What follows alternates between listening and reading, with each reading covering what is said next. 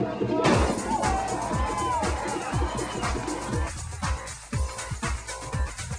triathlon is a combination of 3 sports: swimming, biking, and running, typically in that order.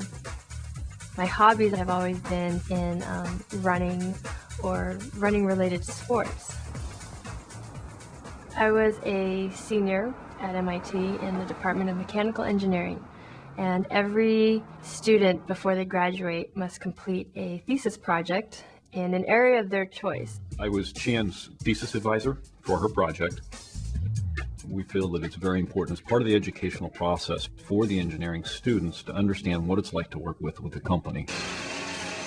It's very important to involve industry in as many projects as possible. It's not just like a science project. It actually involves some real company pressures and some real company deadlines and input from the company and how they think about things. There was an opportunity open to work with New Balance and the Center for Sports Innovation at MIT, and in a collaborative effort to design a triathlon shoe. In a triathlon, there is a very key component, which is the transition from the bike to the run. And since you're racing, you want to make that transition as quickly as possible. The problem I was trying to solve was to design a running shoe that was easy and quick to put on so that the transition from the bike to the run would be as effortless as possible. A running shoe typically takes some time to put on. Things like the tongue can get caught in a triathlon, the sole can come up, the heel can cave in. All these things you can lose precious time on in the middle of a race because putting the shoes on part of the race. Your consumer doesn't want to buy a product. Your consumer wants to solve a problem. And so the key is understanding what problem it is they want to solve and then developing something so they can solve that problem.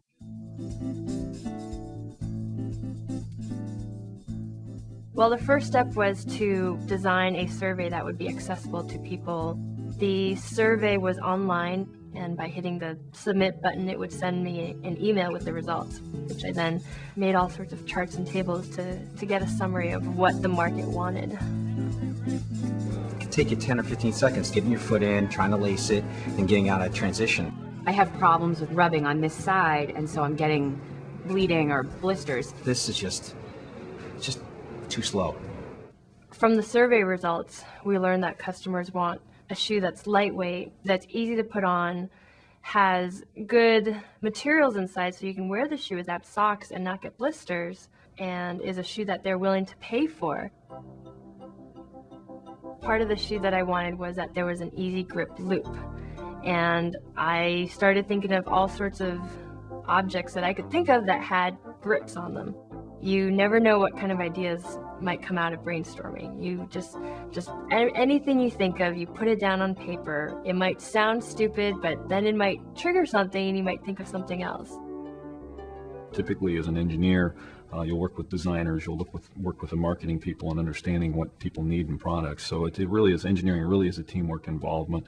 The other important issue is communications, and that is if you're an engineer, it's very important for you to be able to communicate your ideas effectively to other people. Making a prototype is very useful in the design process because that allows you to actually see what the final product might look like. This is a prototype of the triathlon shoe. The silver mesh is the majority of the body of the shoe, which helps wick moisture away from the foot. The blue synthetic leather provides structural support up at the toe and then along the sides of the shoe. And then the key feature in the back is the heel, which is attached by elastic straps. Typically, after a prototype is created in any sports product or any product at all, you try to get the prototype into the hands of the users, or on the feet of the users in our case, and let them try them out and see how they work. If you notice one thing about the prototype I thought was interesting is that the back is entirely open. It's just a sling back. And if you take that out and actually run it, what you find is just the running motion actually kicks a lot of debris up inside the shoe. And that was part of the reason for putting the mesh around the back, is to keep the debris out. So those things you find out by actually trying your prototypes. So this is the actual shoe that came to market after all of the design work. Oh, right away I see a lot of things that make this shoe great compared to the other one. It's got the loop in the back. When you come up the bike, your feet are wet. You need to, sometimes you're fumbling putting socks on. So right away you can grab the back of it. You don't have to worry about the heel caving in. There's a lot of time you can lose with the little things like that in a race. So right away I'm impressed. It's also very lightweight, which is nice, especially if you're doing the shorter distance triathlons. They're quick to get into, you don't need to wear socks and can take off sprinting. Where you've got to take time to tie your shoes compared to this where you just slip your foot in. That can be the difference between winning and coming in second. Anything that interests you. Engineering was definitely behind the scenes. So you can take anything that your particular interests fall into and find out how you can use your own creativity and artistic skills and analytical skills to improve it.